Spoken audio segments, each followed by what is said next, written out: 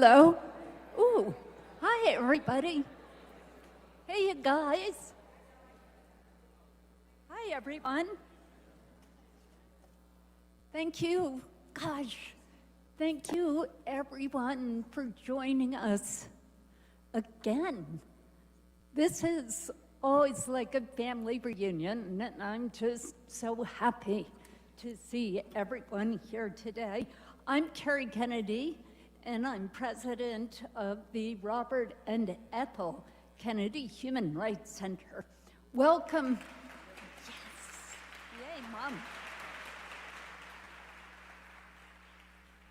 Welcome to the 43rd Annual Human Rights Award celebration here at the historic Kennedy Caucus Room. It was here that my uncle, then Senator John F. Kennedy, announced his candidacy for president in 1960.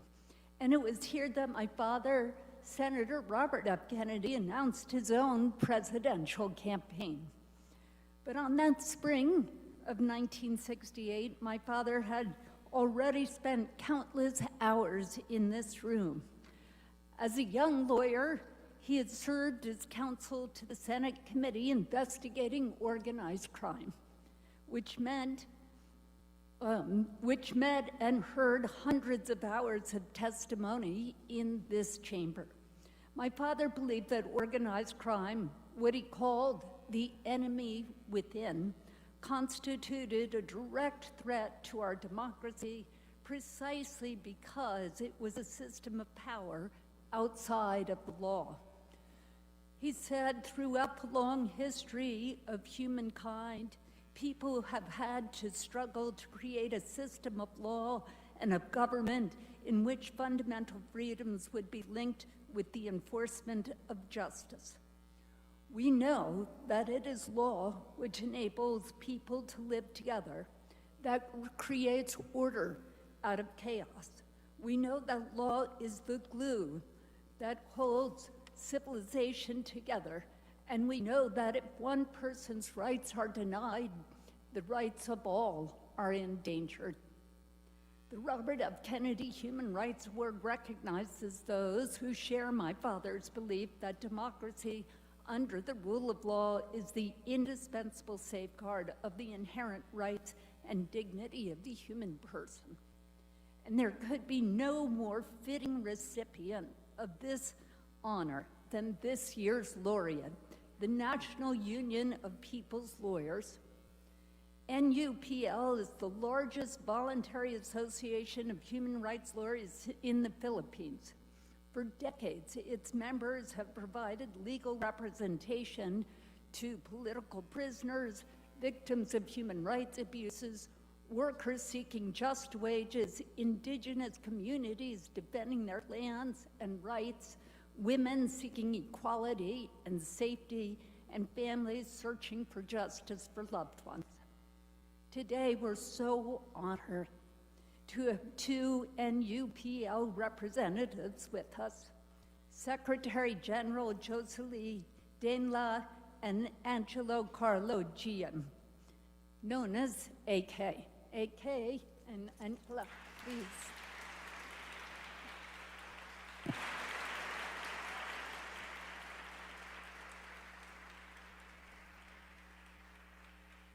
Also joining us today, and I'll ask you to hold your applause to the end, is Loon VO 2002 RFK Human Rights Award laureate for her work in healthcare access to Haiti. This is Loon.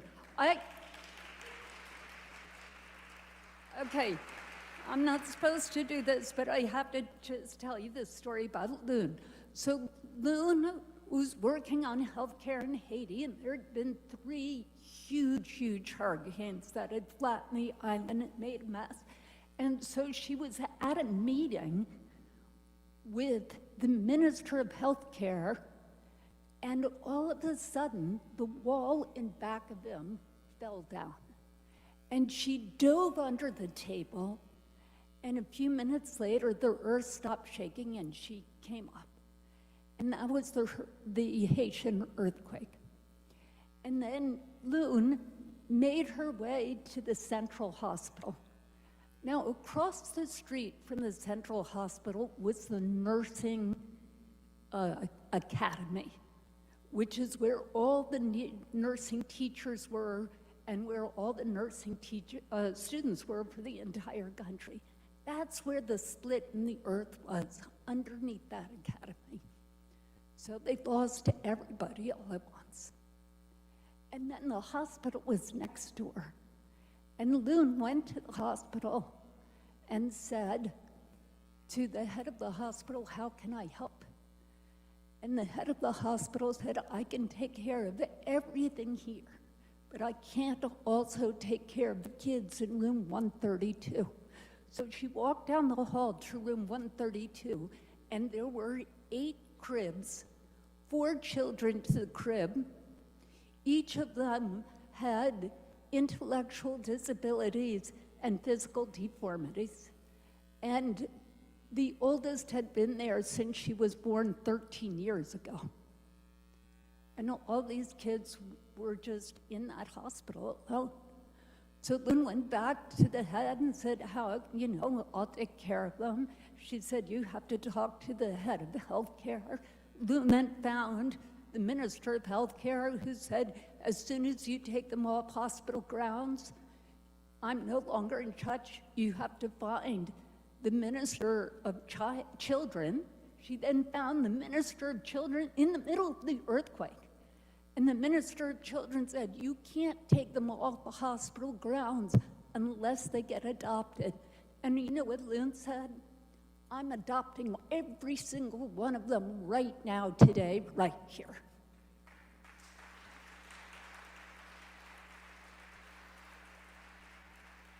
I mean, really? What kind of a hero does that? I love you, Loon. I'm so happy you're here. Anyway, that was a bit of a segue. So we also have Marina Pistakova, who's a global champion of stopping domestic violence, one of the world's leading experts on violence against women, and featured in Speak Truth to Power, our human rights education program. Our board and leadership council members, Peter Edelman, Elisa Massimino, Mary Catherine Nagel, James Pinto, the great John McCarthy right there in the back, and George Bradenberg. Hi, George. And then former and current, did I say it, Lisa? Yes, I did. Former and current public officials, Uzra Zaya, the Assistant Secretary of State for Human Rights, Vincent Evans from the Congressional Black Caucus, Judge Delissa Ridgway. We have, okay, thank you to all of you. Oh, look, there's Jim McGovern, so great.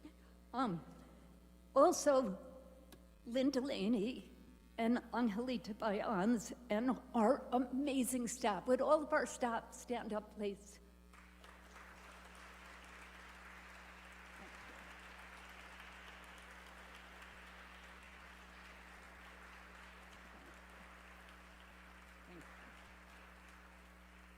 And I also want to recognize the presence of Donato Tramuto and Jeff Porter and their generous support to the Human Rights Award through the Tramuto Porter Foundation. They're such good friends, and I love you both. Thank you for being with us.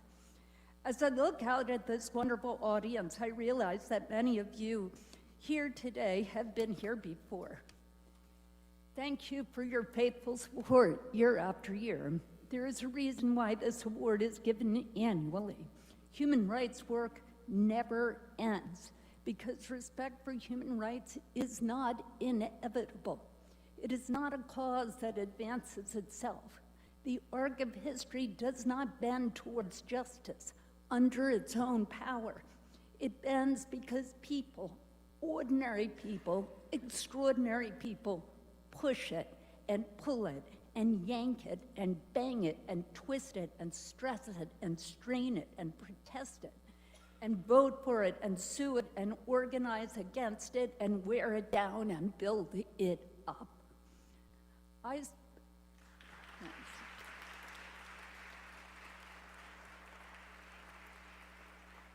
I started working in human rights in 1981. documenting abuses committed by U.S. immigration officials against refugees from El Salvador. At that time, all of Latin America was under right-wing military dictatorships. Today, there is not one left standing. All of Eastern Europe was under communism. Today, there's not a communist country left. South Africa was at the height of apartheid. Today, South Africa has a freely elected government elected by a majority of its people. And women's rights was not on the international agenda. LGBTQ rights was not considered. All of those changes came about not because huge multinational corporations wanted them to, or because governments wanted them to, or because armies wanted them to. All those enormous forces tried to stop them.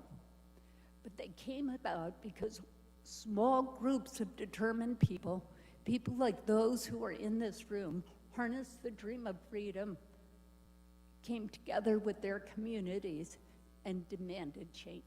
And that's what today is all about. God knows it isn't easy, but neither is hopelessness. No, neither is it hopeless. In fact, this work is itself an act of hope. Too many people feel there is little we can do to confront the awful array of the world's ills, but this is a dangerous, defeatist belief. The laureates we recognize today are living proof of the power of extraordinary people to effect extraordinary change. They are living proof that the human spirit and common cause is where our power truly lies. As my father once said, human faith and passion and belief are forces ultimately more powerful than all the calculations of our economists or of our greatest generals. And in this work, you are never alone. Those with the courage to enter the moral conflict, Daddy said, will find themselves with companions in every corner of the globe. To you, our laureates, I say, you are our cherished companions. We are grateful for your friendship. Above all, we are grateful for your efforts. And we are so happy that you are here with us today. And now, it is my honor to introduce Congressman McGovern. And that goes.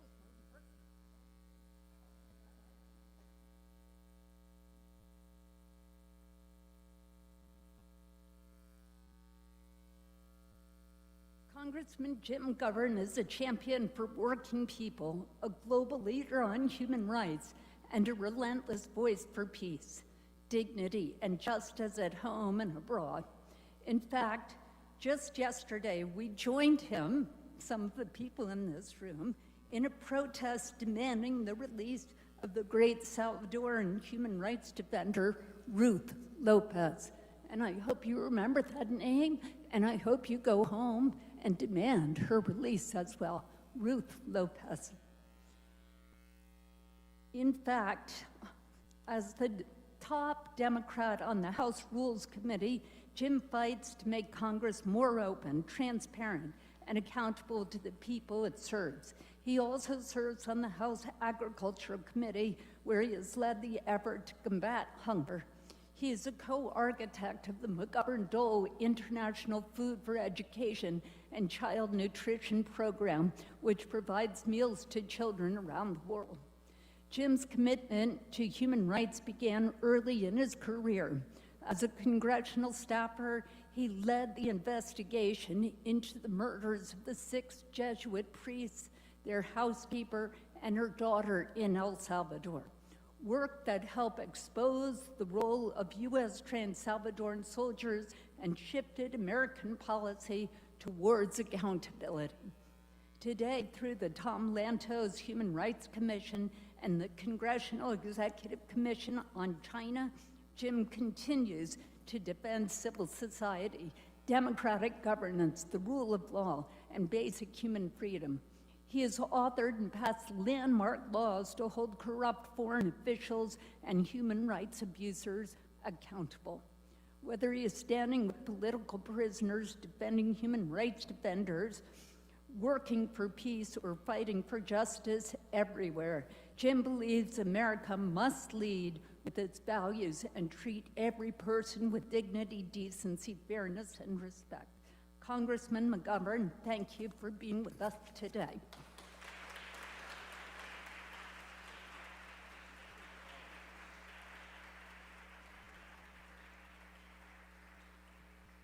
Well, after that introduction, I can hardly wait to hear what I'm going to say. First I want to thank Kerry Kennedy. She's my hero. There's no more passionate and effective voice on human rights in this country and on this planet than Kerry Kennedy. And I just want to thank her for all that she does. She is relentless. She has boundless energy, and she never, ever, ever gives up. So thank you.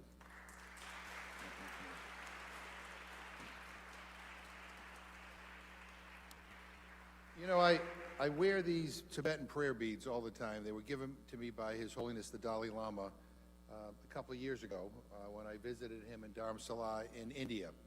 And he blessed them. He gave them to me. He told me to wear them. They're to help deal with my negativity and my anxiety and my fears and my worries. And I'm anxious to see him again to tell him they don't work. I mean, there's a lot of bad stuff happening right now in the world. But I want to thank you for the opportunity to give the keynote speech at the 2026 Robert F. Kennedy Human Rights Award. It is a pleasure to see so many friends, so many people who have been on the front lines of human rights causes. I am grateful to have this job where I can advocate for human rights. This is a cause that is near and dear to my heart, and I know it is to you as well. I co-chair the Tom Lantos Human Rights Commission. We hold hearings, we raise awareness, and we promote international human rights standards in the United States Congress. I also serve, as Kerry mentioned, on the Congressional Executive Commission on China, formerly as chair, with a similar mission and a focus on one important country. And for these opportunities I am blessed with, I owe so much to Robert and Ethel Kennedy. The work that we do in government on civil rights and on human rights is indebted to them, and I'm proud to carry on their legacy, as does the Robert and Ethel Kennedy Human Rights Center. Your work to protect fundamental human rights around the world through strategic litigation, through partnerships, policy, and education is not only valuable, but desperately needed at this moment. Our commission recently had the center's senior staff attorney, Isabel Carlota Roby, testify at our hearing on El Salvador. She spoke to her defense of the rights of those imprisoned in CCOT. That's President Bukele's infamous torture prison. She told us how authorities block her from visiting her clients in jail. Her dedication deserves our admiration.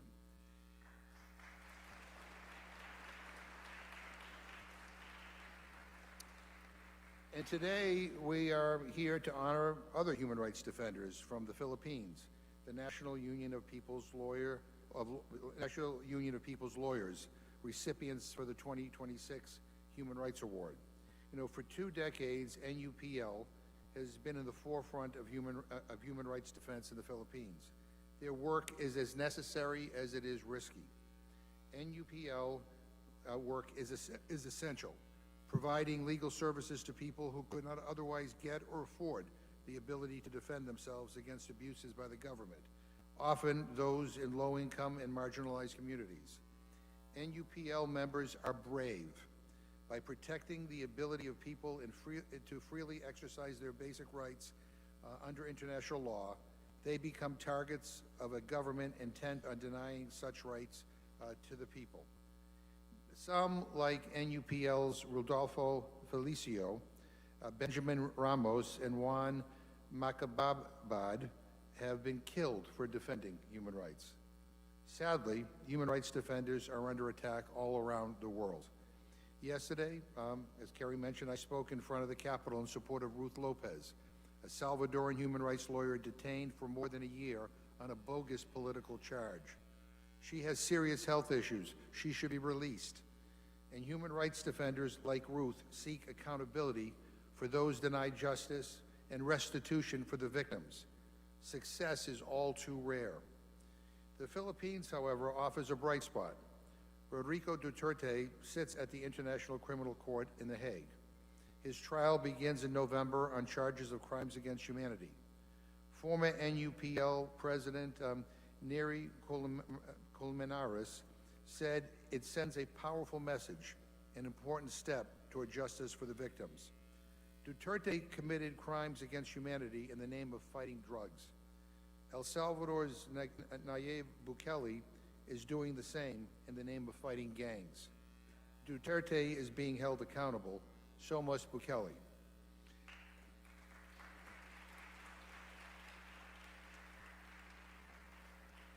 The United States should be supporting this important step for accountability. Tragically, we are not.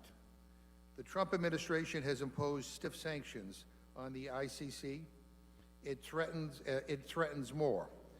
Imagine Rodrigo Duterte walking free because the United States disabled his prosecution. How would his victims feel? Shamefully, American leaders of both parties have too often put politics ahead of human rights and undermined international justice. Trump is accelerating the trend. We are moving in the wrong direction. Human rights is becoming an afterthought in foreign policy and at home. Take China.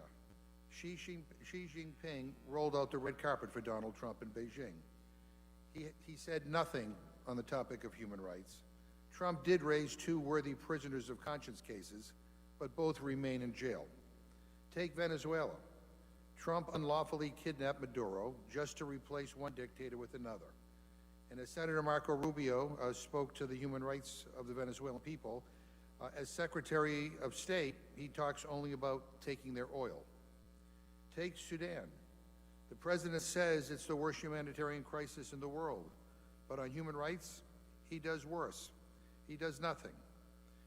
While the UAE sells arms to a faction that inflames the conflict, Trump personally profits from a $500 million crypto deal with the Emiratis. Take Gaza. American taxpayer money buys weapons that are used to commit a genocide. But if you dare say that Palestinians have human rights, you can get fired or sanctioned or deported. We are moving in the wrong direction.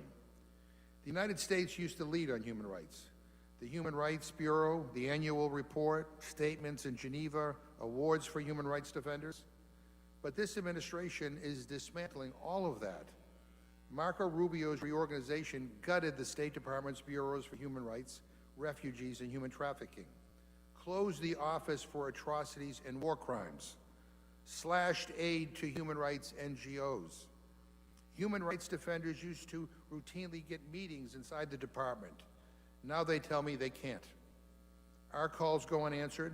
Our letters get blow-off responses.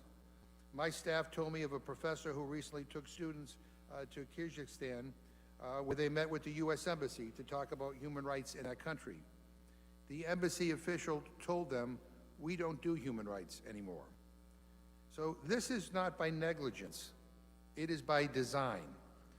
Rubio cut down the annual human rights report, omitting key sections for ideological reasons and giving a free pass to governments led by Trump's buddies.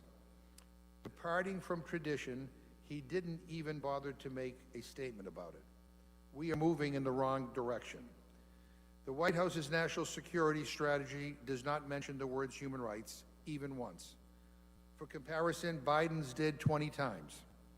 It's not just the executive branch removing the words human rights from our policy, it is also Congress. Before Trump went to China, the House and Senate passed resolutions calling the president to work for the release of Jimmy Lai, the independent newspaper publisher in Hong Kong, given an effective life sentence for standing up for press freedom. I joined bipartisan, bicameral letters in support of Jimmy. Sounds good, but look closer.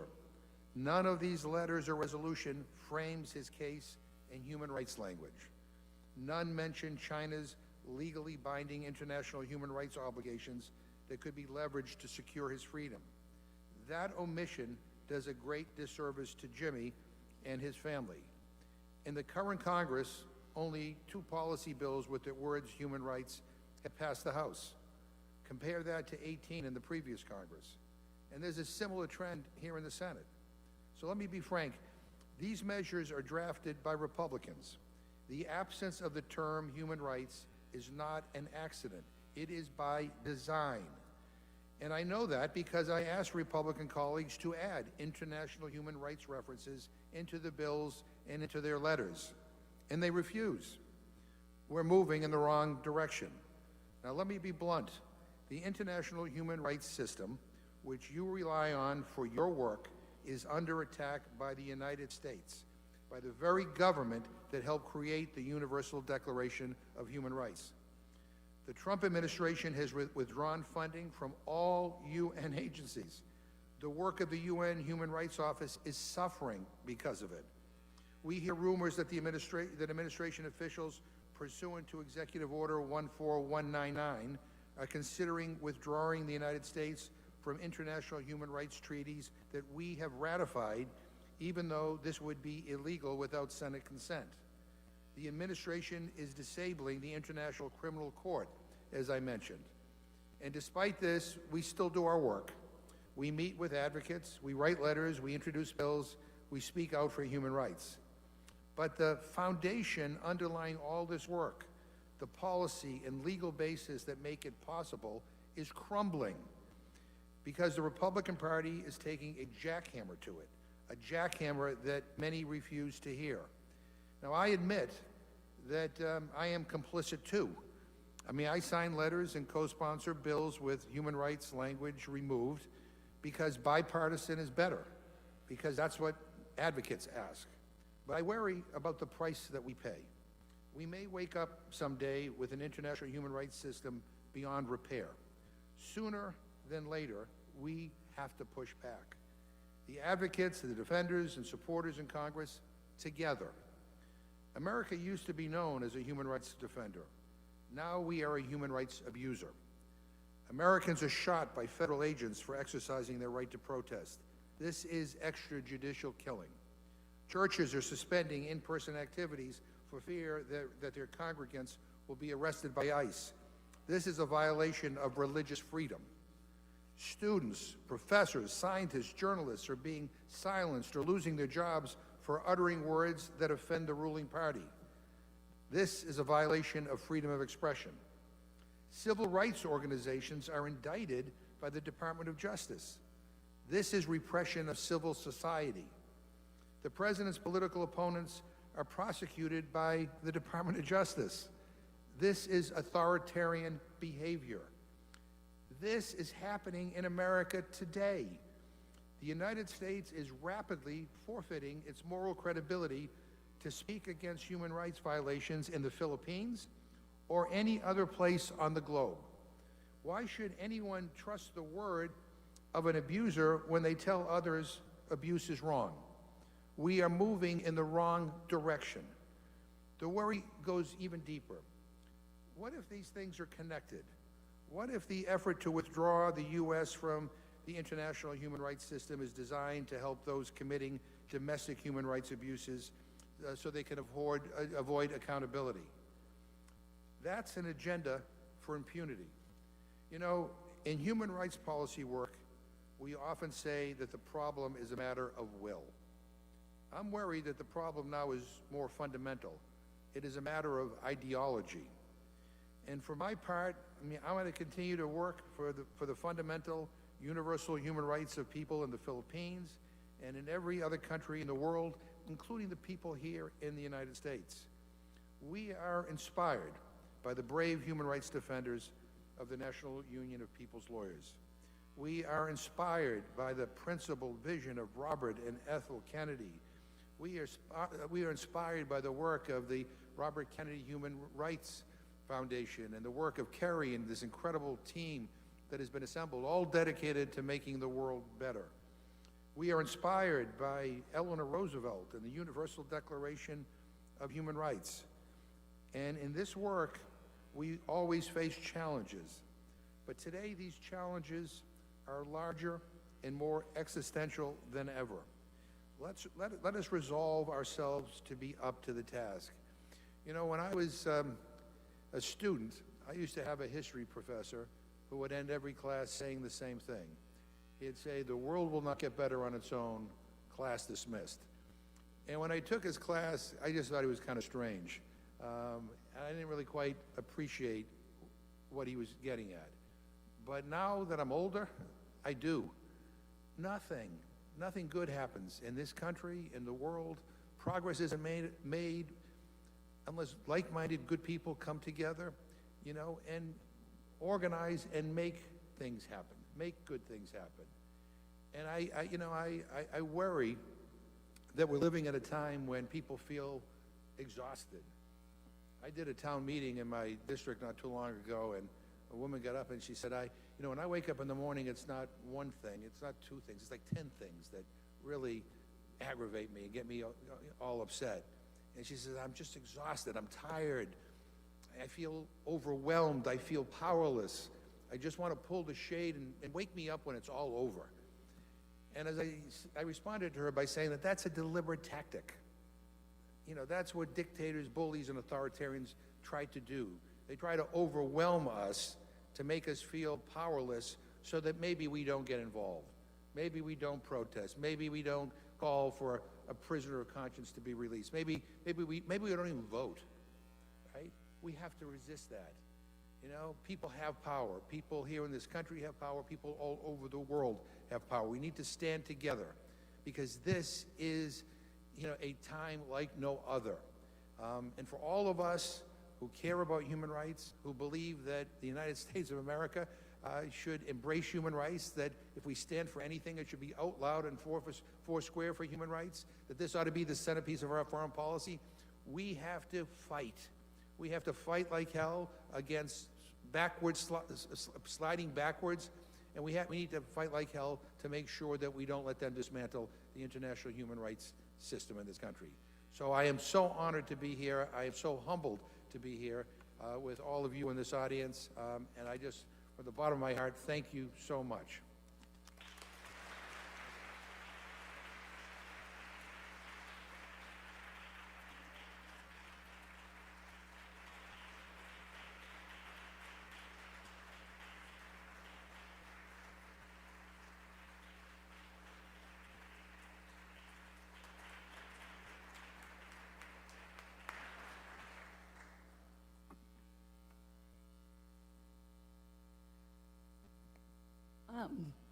Thank you. Really, such an extraordinary speech and such a, I don't want to use call to arms because that has military implications, but a call to all of our hearts to be involved and be engaged and work on these issues. Thank you, Jim. This man has spent his whole life working for justice and working for human rights. We're so blessed to have your leadership. We're so blessed to have those beautiful, beautiful words. And we're so blessed to have your dedication. Jim, as part of that dedication, has to go vote. But that's because of his commitment to standing up for all of us. So I want to thank you, really thank you.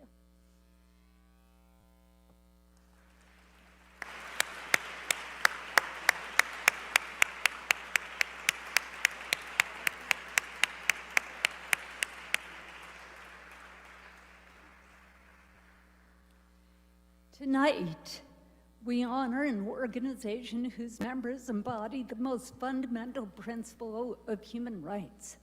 Justice is not a privilege of the powerful, but the birthright of every human being.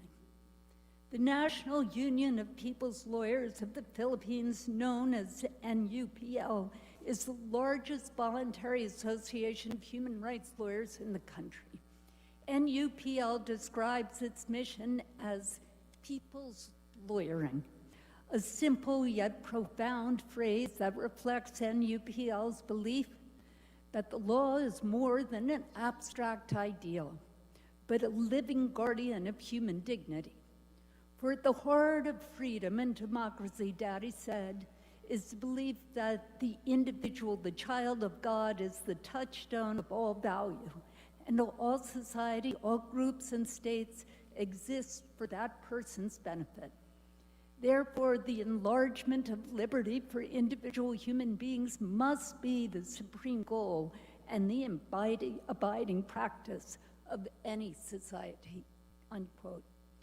NUPL expresses that guiding principles in its self-description as, quote, the best lawyer money can never buy, unquote. Isn't that great? And NUPL's members have lived that guiding principle with the human quality, which after love, my father most admired, and that is courage. As America's top law enforcement officer, Robert F. Kennedy worked day in and day out to advance the cause of justice and to write it into the books of law. During the height of the American Civil Rights Movement, he brought the power of the federal government to the aid of civil rights workers by forcing recalcitrant state governments run by white supremacists to comply with the law of the land. Tonight, Kennedy Human Rights seeks to bring the power of international law to the aid of our laureates who, after all, are demanding nothing more than their government now comply with its laws and with those of the international community. Among the many people NUPL has represented are victims and families affected by the so-called war on drugs in the Philippines. NUPL lawyers work tirelessly to seek accountability and justice for those who are subject to grave abuses. They defend journalists, development workers, civil society leaders, and activists who have been targeted through a practice known as red tagging, the labeling of individuals as communist rebels or terrorists in order to discredit and intimidate them. Such tactics are not directed only at individuals. These tactics are meant to silence dissent wholesale by instilling fear among those who seek to exercise their rights to speak, organize, report, advocate, and serve their communities. Across the country, NUPL stands with those facing these pressures, often at grave personal risk. One example is the case of journalist Frenchie May Cumpillo and human rights defenders Alexander Philip Abiguno and Mario Dominquillo, who were arrested in 2020 and have been detained for 6 years on baseless terrorism-related charges. They are still engaged in the legal struggle. Throughout this ordeal, NUPL lawyers have been steadfast advocates on their behalf, defending their rights and challenging unjust prosecutions. The risks faced by NUPL lawyers are real, immediate, and sometimes lethal. The two representatives accepting this award tonight know that reality firsthand. Joseline Danellam serves as NUPL's Secretary General and helps coordinate the work of its chapters and regional bodies.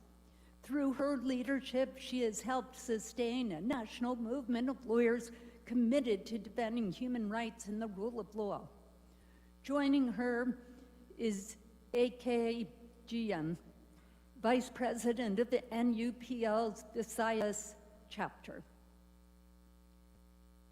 The first case he took was defending a number of students who had been arrested after protesting. One of them was his brother. The second case he took was defending student protesters, including his brother.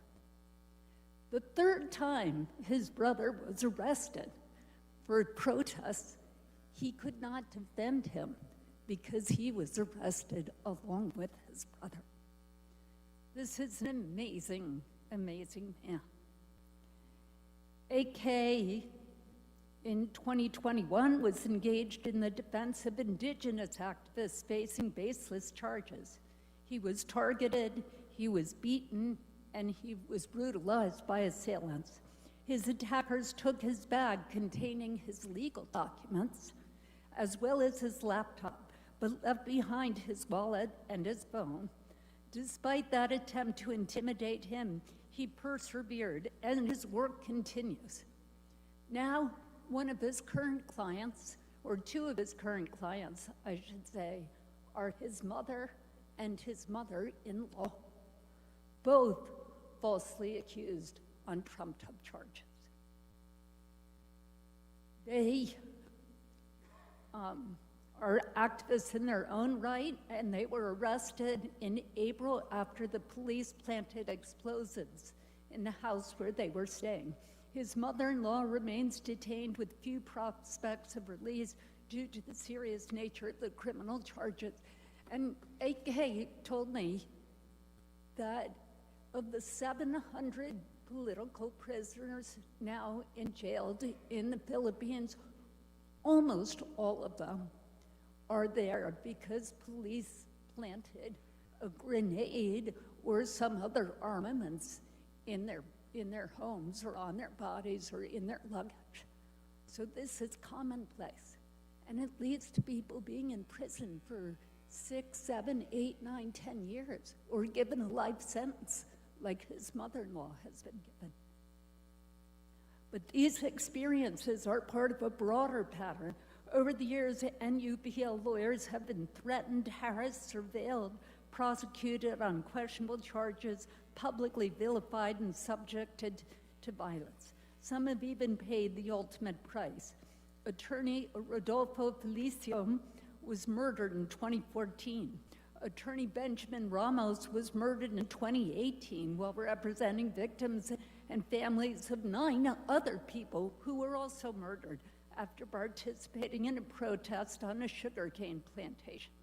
Attorney Juan Macababad, known for defending indigenous communities, farmers, and political prisoners, was killed in 2021.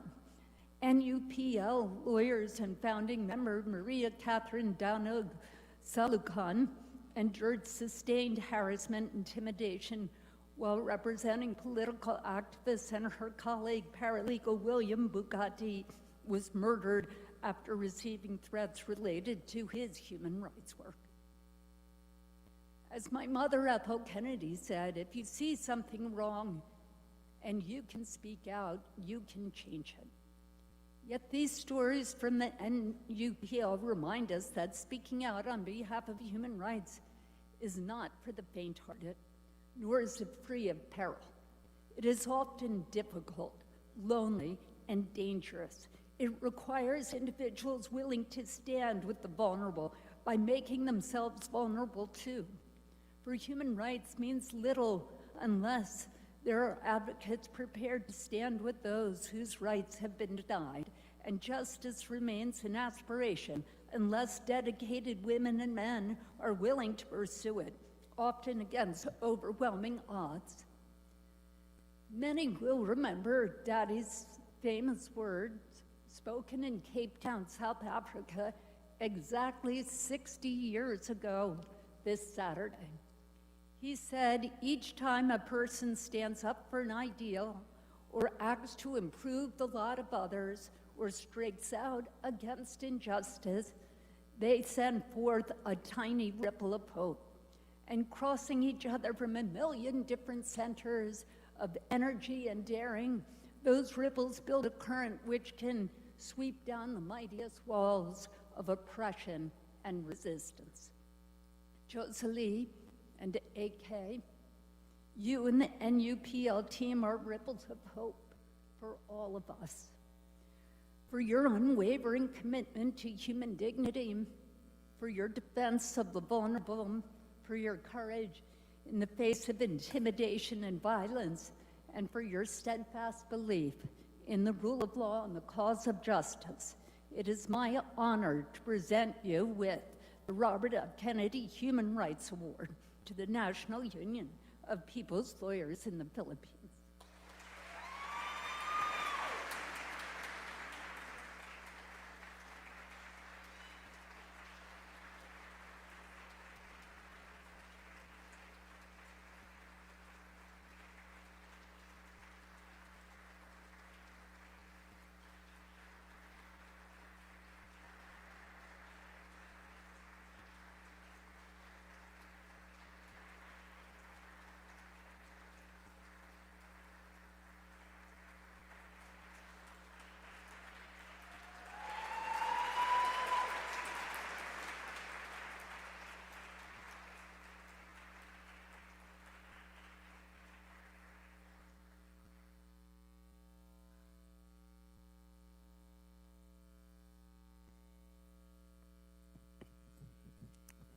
to Carrie Kennedy and the Robert and Ethel Kennedy Human Rights Center, to our allies, partners, and friends gathered here and across the world who have stood with us through the years.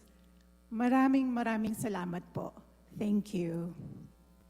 Our hearts are full with gratitude and also with a dull ache of knowing that the conditions making our work necessary have not relented.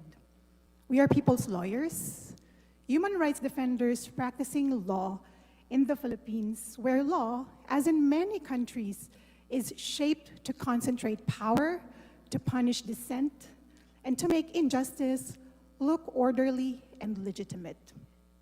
Close to 2 decades ago, the National Union of People's Lawyers, or our pioneers, laid the groundwork for our founding.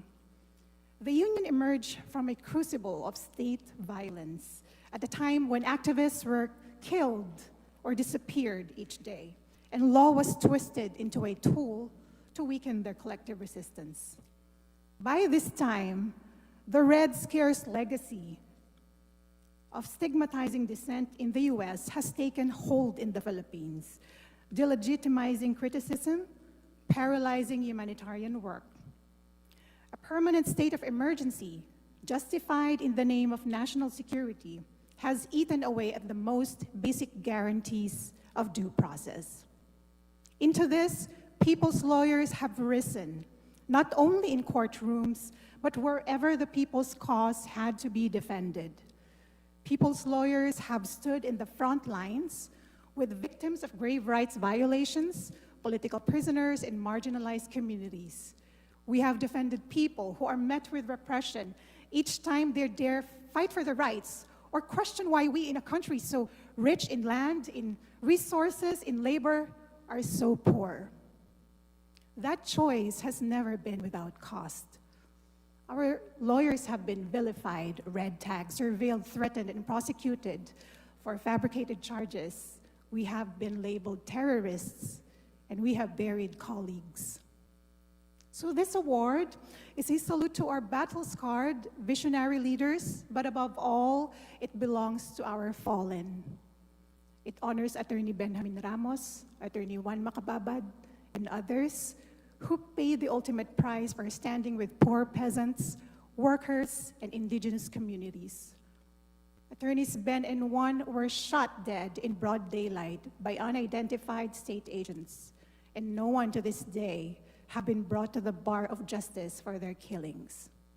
They showed us that our profession is a battleground between a congealed rule of law that protects the status quo and a living rule of justice that protects human life. When a state feels the need to silence lawyers, it is because law, wielded on behalf of the people, is a genuine threat to power. We thus take their unfinished work as our mandate to stay the course. And we do this by staying together, by practicing, as I tell our new lawyers, with skill, but also with tenderness, with discipline, but also with fire, by never forgetting that behind every hearing, every jail visit, every late night pleading are people whose lives have been made harder by a system that was never built for them. Our task is not to make peace with that reality, but to confront it. For we know that people in the Philippines and elsewhere will continue to resist because the conditions that produce dissent have never been addressed. A drug war that killed tens of thousands of poor Filipinos, where uniformed killers receive commendations instead of charges, and perpetrators are allowed to flee, coddled by their powerful peers, while journalist Frenchie May Cumpio and humanitarian worker Mariel Domiquil are languishing in jail, convicted for crimes they did not commit. Corruption so endemic and so brazen that public office has become extraction, where billions meant for social services disappear into the machinery of political patronage, while farmers remain landless and workers remain without security. These are not grievances invented by radicals. These are the daily lives of millions of Filipinos. When they rise and organize, they're labeled communist terrorists. Then too often, they are arrested, disappeared, or killed. On April 19, 19 people were killed by state forces in Toboso Negros Occidental in central Philippines. The farmers among the victims belonged to a community that just months before reclaimed and cultivated a portion of a land their families had tilled for decades, taken over without legal title, and that they were finally asserting the right to farm. The military called the killings a legitimate encounter against communist rebels. But accounts from the community, first responders, and the families of victims, and even the wounds of the dead on their bodies tell a different story. One that raises grave concerns of summary execution and the use of lethal force against persons already rendered hors de combat. Among the dead were 2 American citizens, activists Lyle Prijoles and Kai Sorem. And I pause here to speak to how state violence reaches even those who show solidarity with the poor and the oppressed in the Philippines. This violence cannot be separated from the fraught history between the United States and the Philippines, born of colonization, sustained through security arrangements that our people have actually questioned. When military assistance flows into a state apparatus without accountability, it subsidizes repression, under which a farmer defending his land is labeled a rebel and a massacre is sanitized as an armed encounter.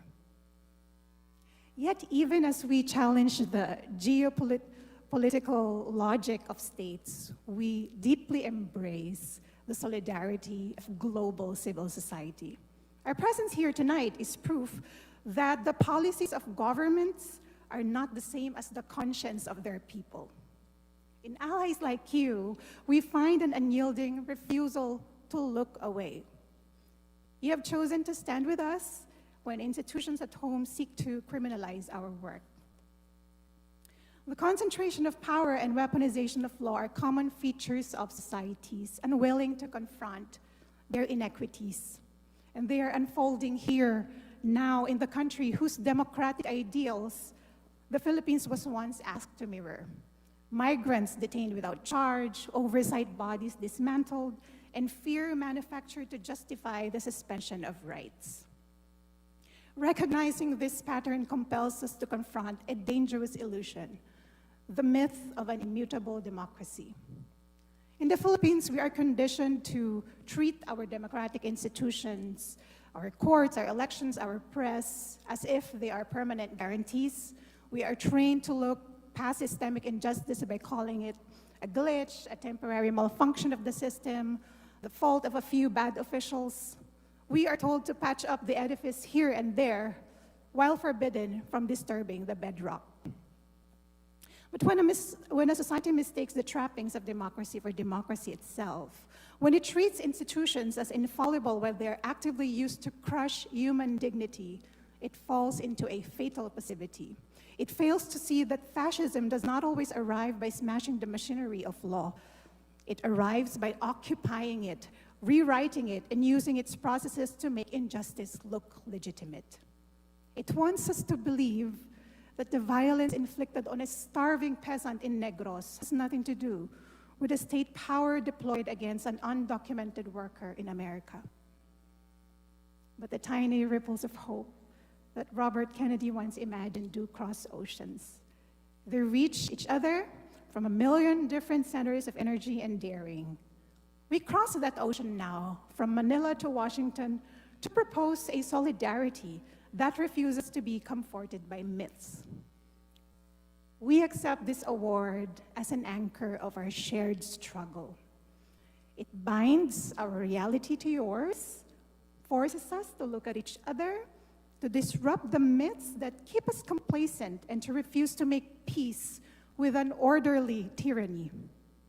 Let us continue side by side the urgent work of lawyering for the people and of defending their rights.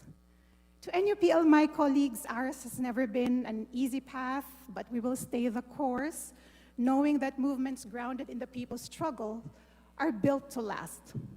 To our colleagues who have passed on, you made a remarkable choice and we will honor it every day. To every people's lawyer across the world, you are never alone and we stand with you. And to every lawyer who has not chosen which path to take, choose people's lawyering and be the best lawyer money cannot buy. To our clients and the peoples of the world whose rights are under siege, so long as you fight, we will fight beside you. On behalf of my colleagues, especially those who plod on out of the limelight and silently, and our clients who believe in us, thank you for this honor. Maraming salamat po.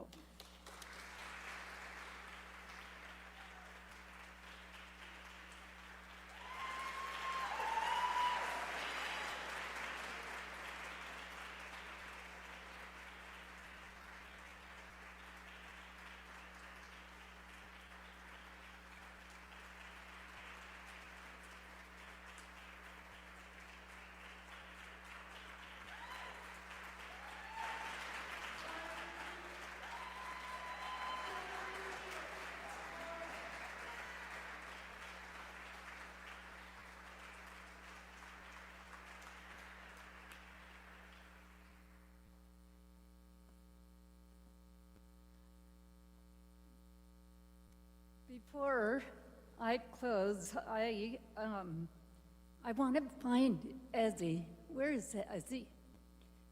Ezzy is a goddess. She organized everything. Thank you, Ezzy.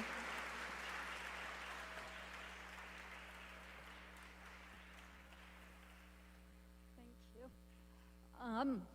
And I also want to recognize Caroline Croft. Is Caroline here? She just left. Okay. Don't clap for her. She's not even here. Just kidding. We love Caroline. And Bobby Smith, is she still here? Oh my gosh. They're fleeing. Anyway, okay.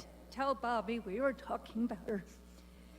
The inspiring work of NUPL is a light for human rights workers everywhere, including here in the United States. These are difficult days for this country. It is no secret that our nation is torn asunder by the politics of division. It is no secret that many Americans hold wholly different views of the same vital issues, and even given wholly different meanings to some of the same words.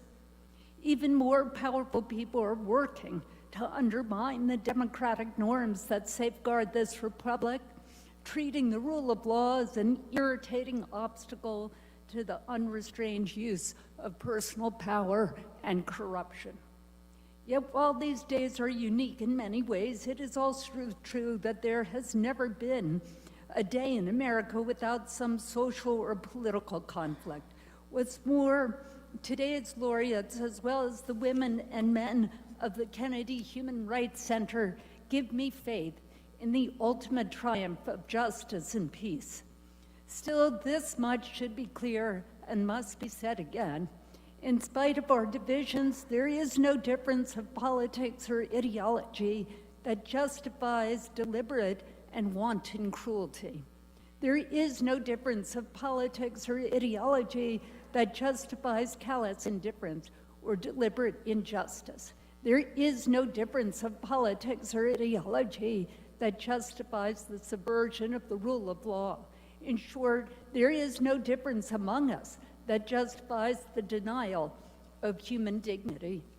In his too short yet impactful life, my father testified to that truth. Our laureates testify to that truth today. Your presence here testifies to that truth. Let us go forth and let us live it anew. On behalf of Human Rights, Kennedy Human Rights, thank you all for being here, and please enjoy some drinks. Thank you.